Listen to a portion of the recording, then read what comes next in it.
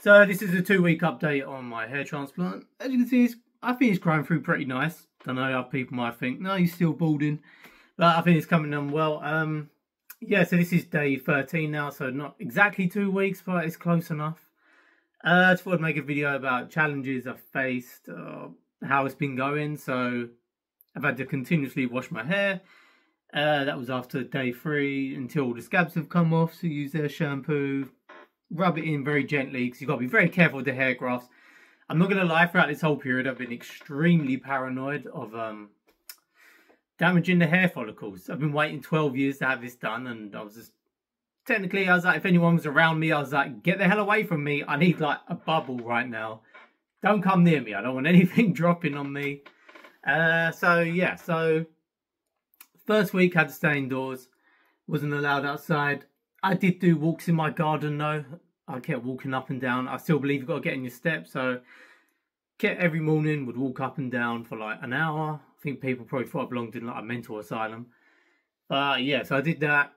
I tried to get to about 8,000 steps a day. They say you shouldn't get your heart rate up, but because I come from a health and fitness background, we always know that getting in steps or movement is really good for recovery. So in my head, I was like, if walking gets my heart rate up that much where it's affecting my hair or my blood pressure's going up, then goddamn, I must be unfit, because that can't be good. So yeah, so I did that. Really just listened to a lot of audiobooks, read a lot, watched TV, played PS5. And you do notice, the thing is, okay, so I have to remember that I am very lucky, the situation I have, the fact that I was able to afford to have a hair transplant, the fact that, so I live in England, which is a country where we're safe, you know, there's not much going on. I mean, within this country, obviously there is, but if you get what you know what I mean. So I got that. I have, like I said, I have technology, I have the internet, I have books, there's stuff I can do. It's all great. Like I'm okay. I'm not dying in that respect. But the one point it did make me, I've already known this, but it doesn't really make you realise that when you just do fun things, so just say watch Netflix or play games and stuff like that, after a while, when you're doing it without doing anything hard, such as going to work, because I'm off work at the moment because school holidays, when you're doing fun things without doing any of the hard stuff that requires effort, it just doesn't feel the same. It's not that enjoyable. It feels very flat. Like I haven't been able to go to the gym. I'm able to go there the day after tomorrow. I'm able to go back, and I can't wait, because when you just do something with some resistance, I don't mean that in terms of weights, I just mean in effort, something that's hard and something you have to push yourself through, those enjoyable things are so much more enjoyable. Oh my god, they're just better. Everyone thinks, oh, I wish I had all the free time in the world to do whatever I wanted, I'll just do this and that. But really, I think you would get bored, and it's just putting it into perspective for me having this done.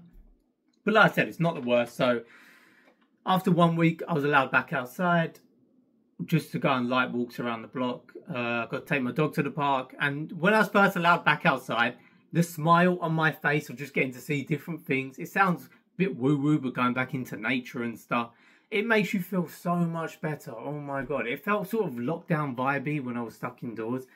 And maybe that was why it felt a bit icky, so to speak. Yeah, being back allowed outside, that was really cool. Getting to walk my dog again, run around the park and stuff. I've had to use an umbrella though. I've got to protect my head from UV sun rays for up to 3 months, which, you know what, it's kind of long, but summer's not going to last much longer in England, so we've begun into winter, so we're fine. So yeah, I've been walking around with a black umbrella in the sun. I think my neighbours think I'm terminally ill because they don't know what's gone on, and all of a sudden I've come back with like a shaved head, wearing an umbrella in the sun and stuff. So I don't know, but yeah, so that's the second week.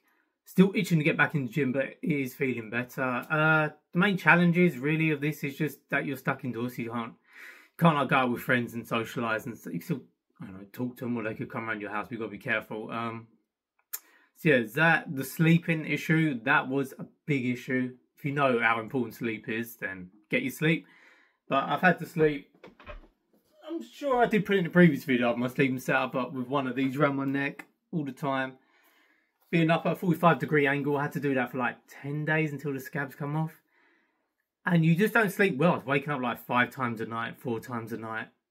It really wasn't, it wasn't great. And then you wake up and then you have your day, so you wake up, you don't feel that good because you didn't have the best sleep, and then you go about your day and you're not doing anything because you can't do anything. So you're just like trapped in your own world. But it's not the worst because it does make you reflect and then realise, okay, when I can do stuff again, make these promises to yourself that you're going to do this or try new things or do this and that.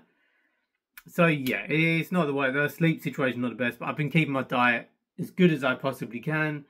Whole foods, I've literally eaten nothing bad this entire 2 weeks because I'm just paranoid about my hair growing well. I want it to be good, you know. I don't want to get after a year and think, you know what, within them 2 weeks, if you'd just done this, your hair would have grown nicely, but it hasn't now.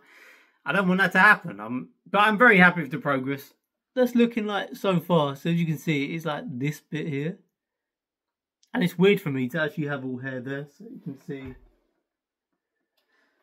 there. So, yeah, apart from it's going well, supplements, collagen peptides, I'm taking 10 to 20 grams a day, magnesium, astaxanthin, hyaluronic acid supplement because that's meant to help hydration.